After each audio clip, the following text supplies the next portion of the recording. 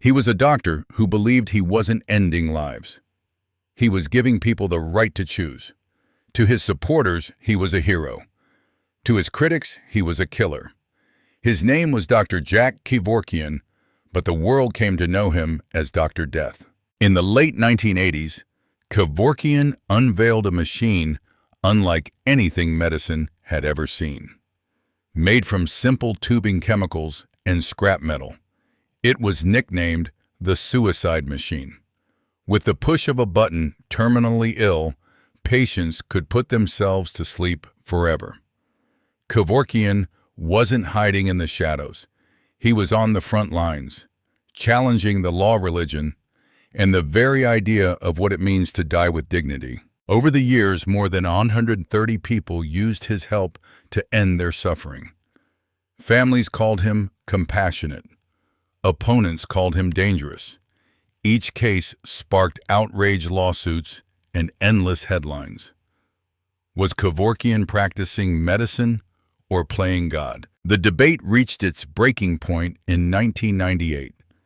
Kevorkian didn't just build the machine this time, he administered the lethal drugs himself to a man with ALS named Thomas Yook. And then, in a move that shocked the nation, he aired the footage on national television. The state of Michigan had no choice but to act. In 1999, Kevorkian was convicted of second-degree murder and sentenced to up to 25 years in prison. He served nearly 8 before being released for health reasons. Even after prison, Kevorkian never backed down.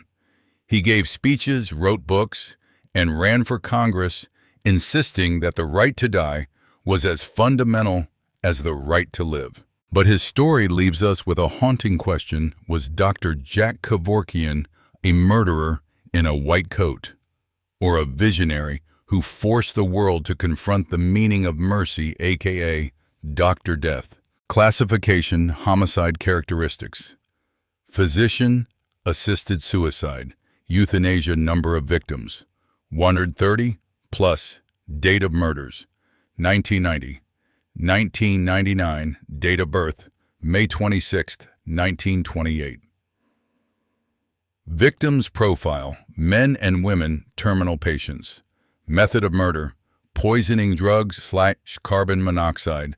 Location: several states. USA status: sentenced to 10 to 25-year prison in Michigan on April 13, 1999. Released on June 1, 2007, Jack Kevorkian, born on May 26, 1928, is a controversial American pathologist. He is most noted for publicly championing a terminal patient's right to die via physician-assisted suicide. He claims to have assisted at least 130 patients to that end. He famously said that dying is not a crime. Between 1999 and 2007, Kevorkian served 8 years of a 10 to 25-year prison sentence for second-degree murder. He was released on June 1, 2007 on parole due to good behavior. Biography: Kevorkian was born in Pontiac, Michigan, to Armenian-American parents. He graduated from Pontiac Central High School with honors in 1945 at the age of 17. He then enrolled at the University of Michigan Medical School, from which he graduated in 1952. In the 1980s, Kevorkian wrote a series of articles for the German journal Medicine and Law that laid out his thinking on the ethics of euthanasia.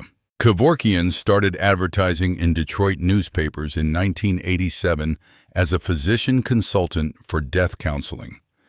In 1991, the state of Michigan revoked Jack Kevorkian's medical license and made it clear that given his actions, he was no longer permitted to practice medicine or to work with patients. Between 1990 and 1998, Kevorkian assisted in the deaths of nearly 100 terminally ill people, according to his lawyer, Jeffrey Feger. His son, Zachary Kevorkian, had this to say about his father: "I don't like to think of him as the doctor of death. I think of him as a liberator." In each of the above-mentioned cases, the individuals themselves allegedly took the final action, which resulted in their own deaths. Kevorkian allegedly assisted only by attaching the individual to a device that he had made. The individual then pushed a button which released the drugs or chemicals that would end his or her own life. 2 deaths were assisted by means of a device which delivered the euthanizing drugs mechanically through an IV. Kevorkian called it a thanatron death machine. Other people were assisted by a device which employed a gas mask fed by a canister of carbon monoxide, which was called Mercytron Mercy Machine. This became necessary because Kevorkian's medical license had been revoked after the first 2 deaths, and he could no longer have legal access to the substances required for the thanatron. Trials. Kevorkian was tried numerous times over the years for assisting in suicides. Many of these trials took place in Oakland County, Michigan. In every instance prior to the Thomas Yuck case, see below, Kevorkian was beginning to gain some public support for his cause, as is evidenced by the defeat of Oakland County prosecutor Richard Thompson to David Gorsica in the Republican primary. The result of the political election was attributed in part to the declining public support for the prosecution of Kevorkian and its associated legal expenses. Kevorkian also demonstrated a flair for dramatic publicity stunts at this time, showing up at one trial in a powdered wig. He protested an incarceration pursuant to another trial by staging a hunger strike, and wore a placard challenging the Oakland County prosecutor to bring him to trial for the death of Yuck. Conviction and imprisonment. On the November 23, 1998 broadcast of 60 Minutes, Kevorkian allowed the airing of a videotape he had made on September 17, 1998, which depicted the voluntary euthanasia of Thomas Yuck, 52, an adult male with full decisional capacity who was in the final stages of ALS. After Yuck provided his fully informed consent on September 17, 1998, Kevorkian himself administered a lethal injection.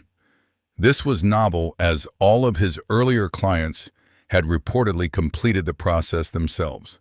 During the videotape, Kevorkian dared the authorities to try to convict him or stop him from carrying out assisted suicides.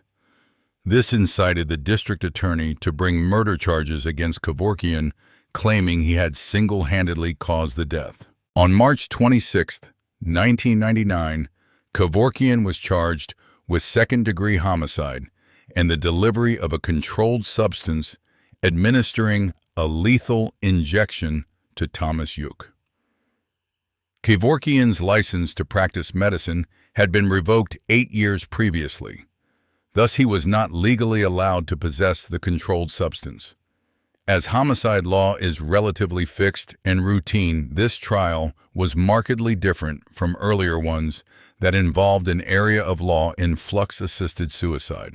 Kevorkian, however, discharged his attorneys and proceeded through the trial pro se, representing himself. The judge ordered a criminal defense attorney to remain available at trial for information and advice.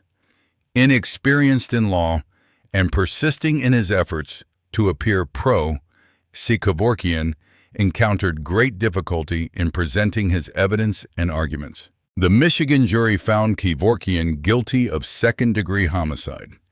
It was proven that he had directly killed a person because Thomas Yuck was not physically able to kill himself. The judge sentenced Kevorkian to serve a 10 to 25-year prison sentence and told him, "You were on bond to another judge when you committed this offense. You were not licensed to practice medicine when you committed this offense, and you hadn't been licensed for 8 years. And you had the audacity to go on national television show the world what you did and dare the legal system to stop you. Well, sir, consider yourself stopped." Kevorkian was sent to prison in Coldwater, Michigan. In the course of the various proceedings, Kevorkian made statements under oath and to the press that he considered it his duty to assist persons in their death. He also indicated under oath that because he thought laws to the contrary were archaic and unjust, he would persist in civil disobedience even under threat of criminal punishment. Future intent to commit crimes is an element parole boards may consider in deciding whether to grant a convicted person relief. After his conviction and subsequent losses on appeal, Kevorkian was denied parole repeatedly. In an MSNBC interview aired on September 29, 2005, Kevorkian said that if he were granted parole, he would not resume directly helping people die and would restrict himself to campaigning to have the law changed.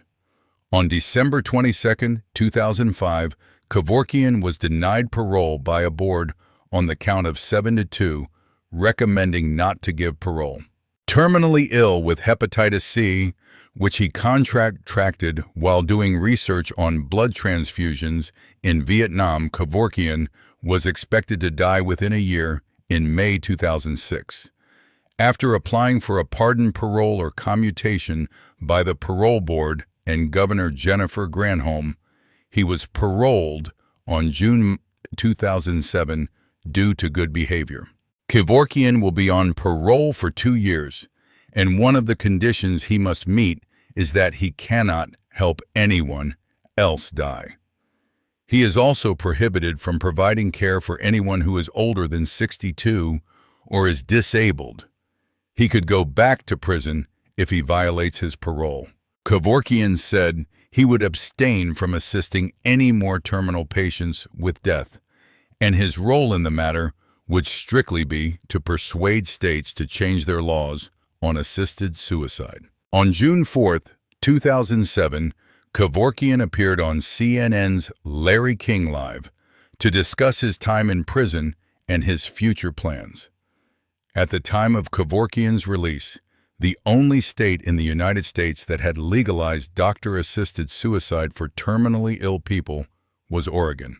Activities after his release from prison. On January 15, 2008, Kevorkian gave his largest public lecture since his release from prison, speaking to a crowd of 4,867 people at the University of Florida.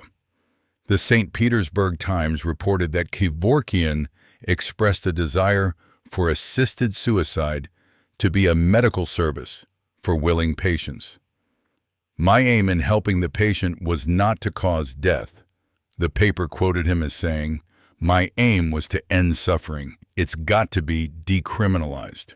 Run for Congress. On March 12, 2008, Kevorkian announced plans to run for Congress in Michigan's 9th Congressional District against long-term Congressman Joe Nollenberg, R. Bloomfield Hills, and Central Michigan University, Professor Gary Peters, D. Bloomfield Township.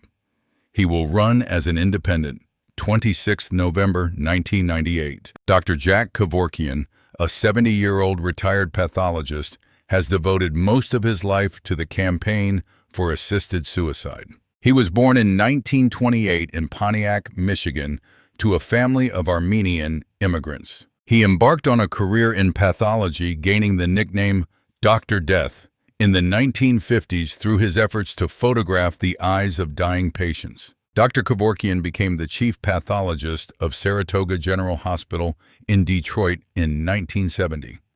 But he quit his career a few years later, traveled to California, and invested his life savings in directing and producing a feature movie based on Handel's Messiah. With no distributor, the movie flopped. He started writing about euthanasia in the 1980s, first in an obscure German journal, Medicine and Law, outlining, for example, his proposed system of planned deaths in suicide clinics, including medical experimentation on patients. Suicide Machine. Dr. Kevorkian has admitted helping more than 130 people to end their lives. The first suicide he was involved in was the 1990 death of Jane Adkins, 54, who suffered from Alzheimer's disease. She died in Dr. Kevorkian's Volkswagen van in Groveland Oaks Park near Holly, Michigan. Her death was assisted by a suicide machine built by Dr. Kevorkian using $30 worth of scrap parts from garage sales and hardware stores at his kitchen table. 6 months later, a murder charge against Dr. Kevorkian was dismissed. The ruling has never been appealed. Since then, Dr. Kevorkian has been acquitted in 2 more trials involving 4 other deaths. In 1995, he even opened a suicide clinic in an office in Springfield Township, Michigan, but was booted out by the building's owner a few days after his first client died. Support from colleagues. Dr. Kevorkian has been supported by other doctors. In 1995, a group of doctors and other medical experts in Michigan announced they will draw up a set of guiding principles for the merciful, dignified, medically assisted termination of life. A 1995 study of doctors' attitudes on assisted suicide in the states of Oregon and Michigan has demonstrated that a large number of physicians surveyed support doctor-assisted suicide in some conditions. Kevorkian sentenced to 10 to 25 years for murder. Pontiac Meek, Court TV. A Michigan judge sentenced Dr. Jack Kevorkian to 10 to 25 years in prison for second-degree murder and 3 to 7 years for delivery of a controlled substance, arguing that Kevorkian had repeatedly vowed to keep assisting terminal patients to die. Oakland County Circuit Judge Jessica Cooper also denied his request to remain free on bail pending appeal. "I question whether you will ever cease and desist," Cooper said, saying the case before her was not about the controversy over euthanasia, but rather about Kevorkian's willful disobedience of the law. Judge Cooper refused to deviate from the state's sentencing guidelines. "This is a court of law," announced Cooper before delivering the sentence. "There are ways of challenging laws," she said. "However, you may not take the law into your own hands." While others were working on a proposition to legalize assisted suicide in Michigan, she said Kevorkian was with Thomas Yook conspiring to break the law. "You invited yourself to the wrong forum," said Cooper, referring to his earlier remark that he forced the issue in order to make his case for euthanasia before the court. "You had audacity to go on national television, showed the world what you did, and dared the legal system to stop you," she added. "Consider yourself stopped." Cooper said the people have had a chance to speak and voted 2-1 against assisted suicide in a recent Michigan vote. When he injected Yook with a lethal cocktail of drugs, what he did was murder, she said. Prosecutors had argued that Kevorkian should get a minimum of 10 to 25 years because he is a danger to society and has shown contempt for the law. Cooper agreed. Cooper said Kevorkian defied his own profession. She reminded Kevorkian that the state suspended his medical license 8 years ago, and therefore he could not legally administer any drugs to a patient, let alone administer a fatal dose. Prosecutor John Skrzynski praised the judge, saying her sentencing was a highly courageous thing to do. "This is not a special case. He is not a special person. He was accountable to law," Skrzynski said. He added that Kevorkian must serve 2/3 of his term before he is eligible for parole. After 3 acquittals and 1 hung jury, Kevorkian was found guilty March 26th of second-degree murder and for his role in the televised death of 52-year-old Thomas Yook. The defense argued that Kevorkian does not pose a threat to society and was trying to help Yook, not victimize him. Yook's widow Melody asked for leniency for Kevorkian, who she says helped end her husband's suffering. Uke's brother Terry talked about how Lou Gehrig's disease had affected Thomas. "My husband was grateful for the doctor's assistance to end his suffering," said Melody, calling Kevorkian's intervention an act of compassion and courage. "It was not a crime," said Melody, "and certainly not a murder." She said her husband wanted to bring himself to a peaceful transition and had sought out Dr. Kevorkian to help him end his suffering. Dr. Kevorkian did not victimize her husband, she added. "Tom chose it," she said, referring to the decision to have Kevorkian inject the drugs rather than have Uke press a button to release the drugs into his system. Tom had lost control of most of his fingers and believed success would be more likely if Kevorkian administered the drugs, said Melody. She said Uke would be distressed that the man who brought peace and the end of pain would now have to suffer on his account. "He was caught in hell," said Terry Uke, referring to his brother's final days. Terry said his lung capacity was reduced and he was choking on his own saliva, and that morphine couldn't help ease the pain. Kevorkian was the only person with the courage and fortitude to defy those inadequate and unjust laws, Terry said. Kevorkian, 70, chose to represent himself during the Uke trial. He called no witnesses after Judge Cooper rejected his motion to admit the pain and suffering testimony of Uke's widow and brother. Kevorkian declined to speak at the sentencing. Kevorkian has threatened to starve himself to death if imprisoned. Court TV's Brian Robinson, Aldina, Vazeo Kennedy, and Mary Jane Stevenson contributed to this report. Jack Kevorkian, born 26 May 1928, birthplace, Pontiac, Mont. Gender, male, religion, atheist, race, or ethnicity, white. Sexual orientation, straight, occupation, doctor, activist. Nationality, United States. Executive summary, euthanasia enthusiast. Dr. Jack Kevorkian has been known as Dr. Death since at least 1956, when he conducted a study photographing patients' eyes as they died. Results established that blood vessels in the cornea contract and become invisible as the heart stops beating. In a 1958 paper, he suggested that death row inmates be euthanized and their bodily organs harvested. In 1960, he proposed using condemned prisoners for medical experiments. In 1989, a quadriplegic, too handicapped to kill himself publicly, asked for assistance, and Dr. Kevorkian began tinkering on a suicide machine. But a different patient, Janet Adkins, a 54-year-old with Alzheimer's, was the first to test the device. It worked. Kevorkian then provided services to at least 45 and possibly more satisfied customers.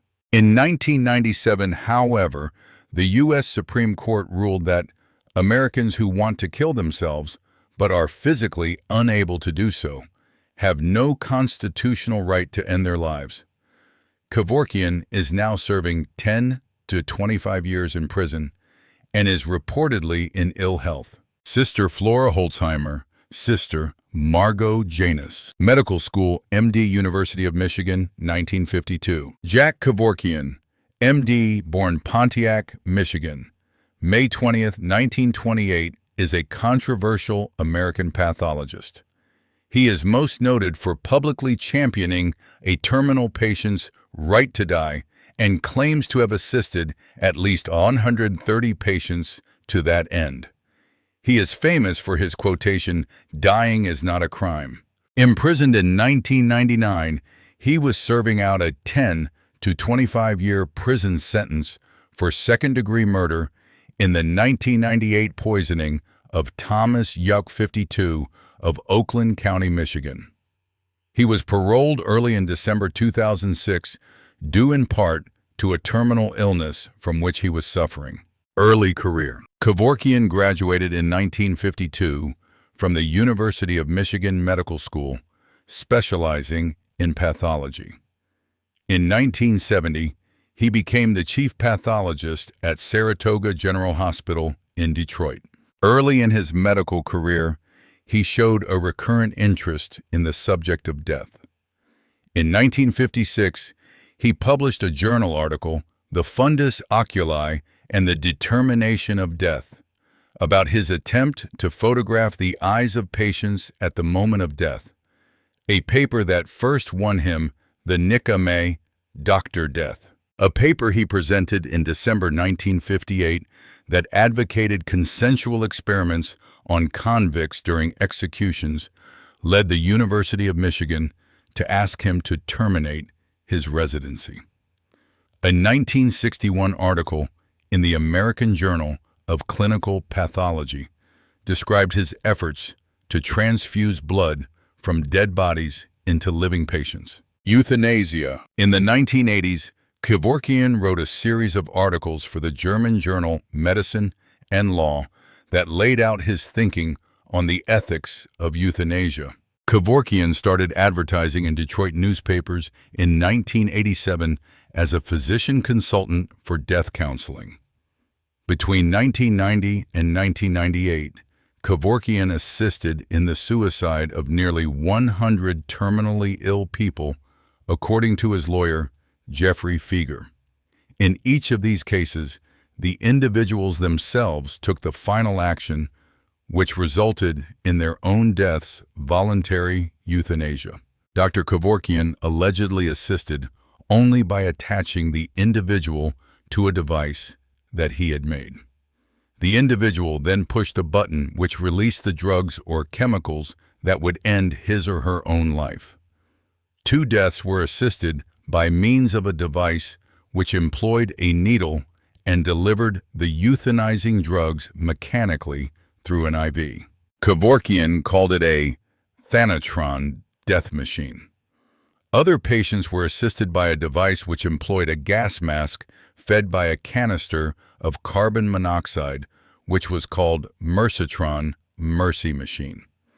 This became necessary because Kevorkian's medical license had been revoked after the first 2 deaths, and he could no longer get the substances required for Thanatron. On the November 23, 1998 broadcast of 60 Minutes, Kevorkian allowed the airing of a videotape he had made on September 17, 1998, which depicted the voluntary euthanasia of Thomas Yook, an adult male with full decisional capacity who was in the final stages of ALS.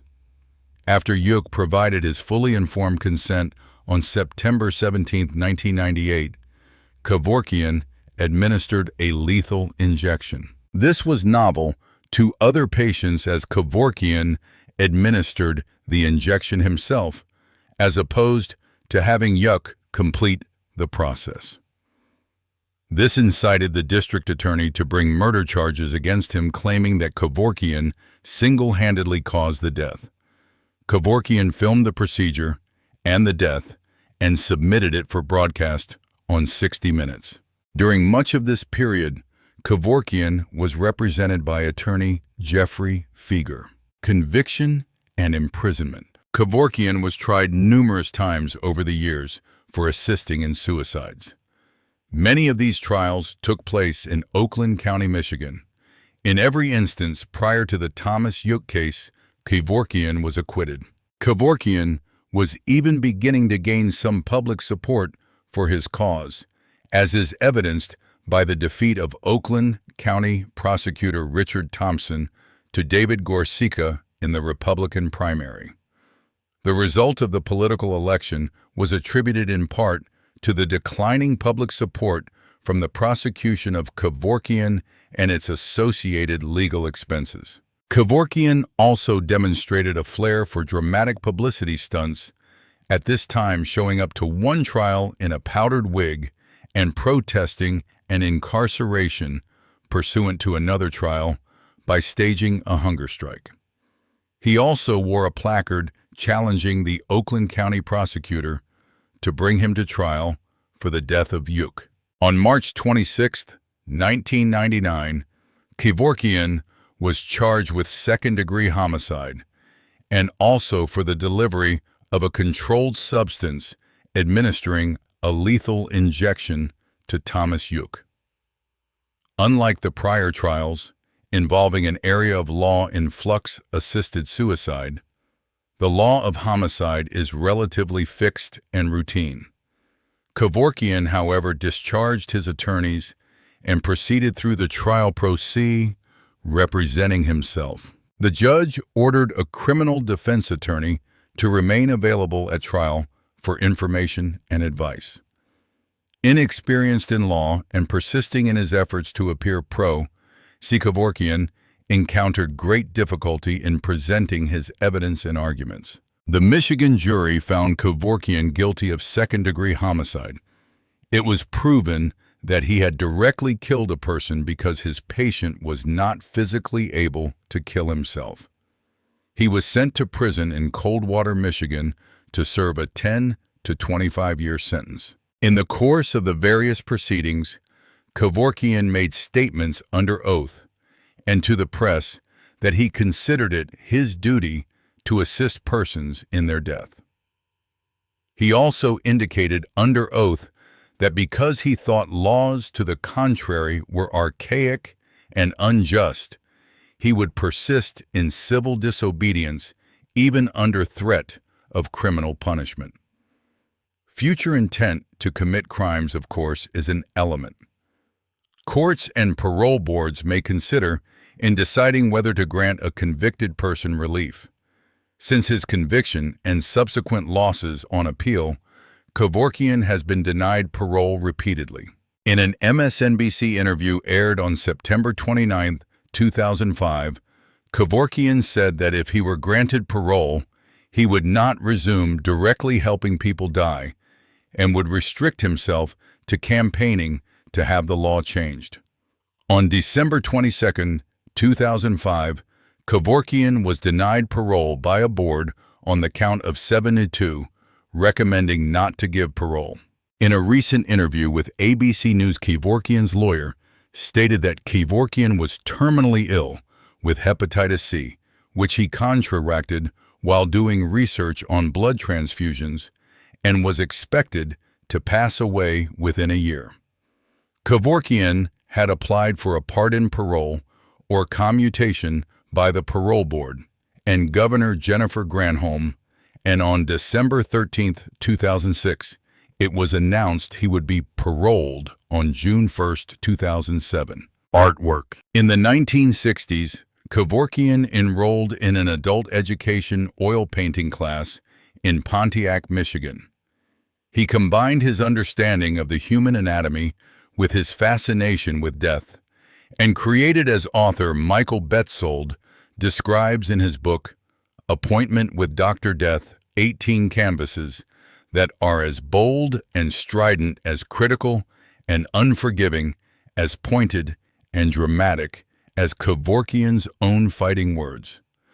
They are strikingly well executed, stark and surreal, and frightening, demented, and/or hilarious, depending on one's point of view. Although the 18 original canvases have been lost, Kevorkian returned to his art in the 1990s to finance his crusade for assisted suicide. His art frequently returns to themes of hypocrisy, pain, war, death, self-destruction, suicide, despair, and criticisms of contemporary culture and Christianity. His paintings were used on the covers of Acid Bath's album Pagan Terrorism Tactics and Knife's album East Los Most Wanted. In the late 1970s, Kevorkian quit his job, Saratoga General Hospital, to produce and direct a film based on Handel's Messiah. He was unable to find a distributor for the film in which he had invested his life savings. Kevorkian also released a jazz album entitled A Very Still Life, on which he plays the flute. Cultural references. The heavy metal band Body Count, headed by rapper Ice-T, has a song titled Dr. K. In the song, the lyrics exclaim, "You think your life is tough? Call Kevorkian." Belgian EBM project Suicide Commando released a non-album track called Kevorkian, dealing with suffering and pain. In episode 212 of the TV show Scrubs, Dr. Kevorkian is paged during a scene where Dr. Cox and Carla discuss their diminishing relationship. In the 1994 film Naked Gun 33, Nordberg O.J. Simpson suggests Frank Leslie Nielsen called Dr. Kevorkian after his wife Jane left him. In episode 104 of Monk Sharona asks, "Do you know who asked me out? I'll give you a hint. He's a doctor," to which Monk replies, Kevorkian. In episode 50 of Neurotically Yours Pilts E confuses a tool an automatic blood pressure monitor for a Kevorkian scarf. In one episode of the 1994 TV series, the critic Duke Phillips is diagnosed with a terminal disease and decides to commit suicide with the help of Dr. Kevorkian. Jay Sherman eventually convinces Duke not to kill himself, to which Kevorkian laments, "I've never lost a patient before." In the Married with Children episode, Love Conquers All, after hearing of the Jeffersons' visit to a marriage counselor, Peggy suggests to Al that maybe this doctor might help their marriage, to which Al comments, "No, Peg, the only doctor that can do that is named Kevorkian." American comedian Stephen Lynch's song, Grandfather, from his second album, Superhero, references Kevorkian. The song is about wishing his grandfather will pass away so he can inherit his riches. The line goes, "Oh, grandfather, die before the fiscal year. Oh, grandfather, I wish Kevorkian were here." In an episode of The Simpsons, Grandpa Simpson is depressed and sees a doctor about it. The doctor, Dr. Egoyan, like Kevorkian, suggests assisted suicide and hooks Grandpa up to the dipod, a spoof of the iPod. In an episode of The Fresh Prince of Bel-Air, the family is in a hospital after Uncle Phil has a heart attack. The doctor that talks to the family introduces himself as Dr. Kevorkian, to which the family reacts in shock. The doctor then informs them of the difference in spelling from Kevorkian. On the Weekend Update segment of an episode of Saturday Night Live Norm, MacDonald mocked Dr. Kevorkian's decision to obtain a handgun license and purchase a pistol for self-defensive purposes, saying, "All right, now he's just getting lazy." The Industrial Act Grid changed their name to Kevorkian Death Cycle as a statement of support to Kevorkian's cause. A recording name used by New Zealand singer-songwriter Jordan Rain is Dr. Kevorkian and the Suicide Machine. In one episode of That's My Bush, President Bush helps Kevorkian break out of jail to assist in the killing of his 24-year-old cat. In the spoof film Wrongfully Accused, Dr. Kevorkian's name is paged over the intercom during a scene in a hospital. In A Hard Day's Night, the pilot episode of TV show Grey's Anatomy, Meredith says, "If I hadn't taken the Hippocratic Oath, I would Kevorkian her with my bare hands." In the Grey's Anatomy, Owner of a Lonely Heart, George refers to Dr. Karev as Dr. Kevorkian, a spin-off of Kevorkian, since he had accidentally killed a patient. In the anime series Power Dolls, the self-destruct system of the Power Loader's mecha in the game is named Kevorkian mode. In the South Park episode Death, Kyle tells Stan about Jack Kevorkian calls him Jack LaBorkian in the episode, and that it's all right to euthanize people. Stan is deciding if he should assist in his grandfather's suicide. In the episode Quintuplets 2000, a protester turns pages on his sign, one of which reads, "Free Kevorkian."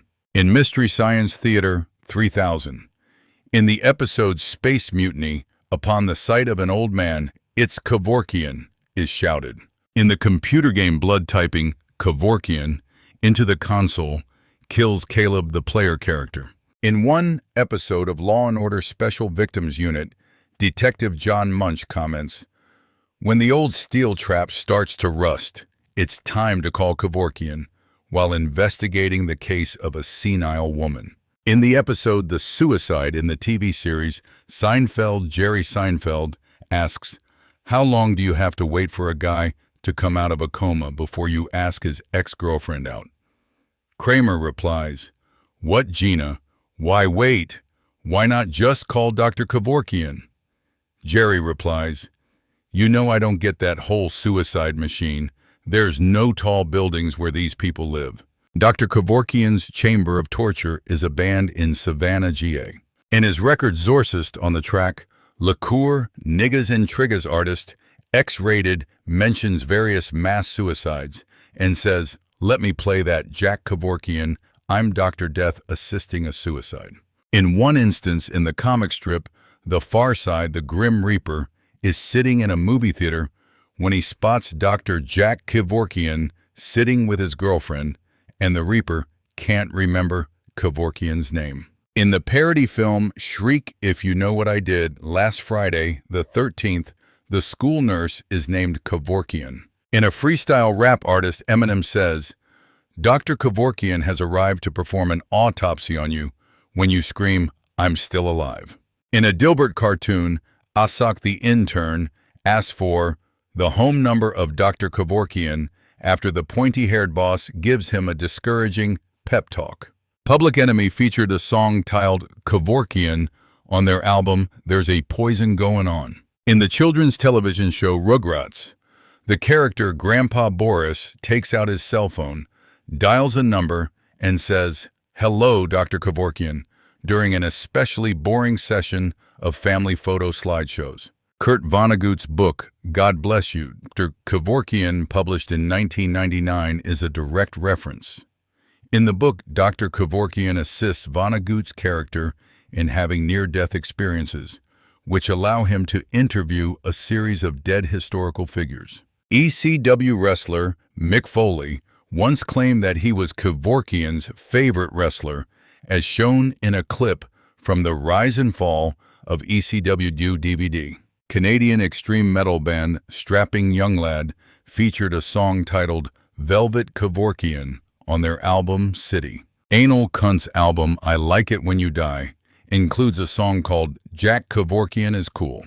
The late Richard Jeni included jokes about Kevorkian in a segment of his stand-up comedy special, A Big Steaming Pile of Me, containing jokes about suicide and the doctor's views.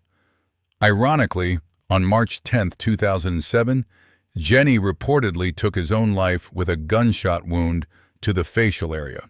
The band The Suicide Machines originally performed under the name Jack Kevorkian and the Suicide Machines, and also released a cassette entitled Essential Kevorkian. In the computer game Deus Ex, Paul Denton gets an email in which a company called Kevork Inc. induces him to make that decision, which is ultimately the only real choice we ever have, the decision to die. Kevork Inc. argues, some may describe this as an act of selfishness, but with the dwindling reserves of natural resources throughout the world, you're actually contributing to the well-being of all those around you. The band Chemical Zoo has a song entitled Dr. Death. In the beginning, you can hear a nurse say, "Dr. Kevorkian, please report to the ICU." In his song Favor for a Favor, Nas says, "I'm twisted like Dr. Death Kevorkian." The heavy metal band Anvil produced a song called Dr. Kevorkian on their 1996 album Plugged In Permanent. In issue number 60 of Marvel's Ultimate X-Men, a paralyzed Yuriko Oyama says to a doctor, "Unless your name is Kevorkian, I'm done talking to doctors." References: Final Exit, The Practicalities of Self-Deliverance and Assisted Suicide for the Dying by Derek Humphrey. ISBN 0385336535. Euthanasia and Physician-Assisted Suicide, For and Against by Gerald Dworkin R. G. Frey. Series Editor, Cicella Bach, 1998. ISBN 0521-587891. Physician-Assisted Suicide, The Anatomy of a Constitutional Law Issue by Arthur Gordon Svensson and Susan M. Bahuniak, ISBN 07425-1725-X. Assisted Suicide and the Right to Die. The Interface of Social Science. Public Policy and Medical Ethics by Barry Rosenfeld, Ph.D., 2004, ISBN 15914710028. Forced Exit, The Slippery Slope from Assisted Suicide to Legalized Murder by Wesley J. Smith, 1997, ISBN 08129-27907. A View to a Kill by Wesley J. Smith.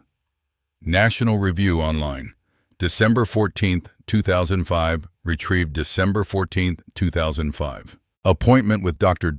Death by Michael Betzold. And so the story of Dr. Jack Kevorkian ends not in a courtroom or a prison cell, but in a hospital bed in 2011, where he died quietly at the age of 83. He spent decades surrounded by controversy, accused of being a monster by some, and hailed as a savior by others. To his critics, Kevorkian crossed the line from medicine into murder, dismantling the sacred trust between doctor and patient. To his supporters, he was the only one willing to stand beside the terminally ill and give them a choice when no one else would. His invention, the so-called suicide machine, became one of the most infamous medical devices in history, a simple construction of tubes and chemicals that represented one of humanity's deepest questions: who has the right to decide when life should end? Kevorkian's conviction in 1999 made headlines around the world. For the law, he was guilty of second-degree murder. For his patients, he was guilty only of compassion. Even after nearly 8 years behind bars, he emerged unrepentant, still calling for laws that would allow people to die with dignity. But his greatest legacy is not in the courtroom or the prison system. It lives on in the ongoing debate about assisted suicide and euthanasia. Countries around the world continue to wrestle with the very issues he forced into the spotlight. In many ways, he changed the conversation forever. Jack Kevorkian's story is not a simple tale of right or wrong. It is a story about pain, about choice, about dignity, and about the thin line between healing and harming. He called himself a doctor. The world called him Dr. Death.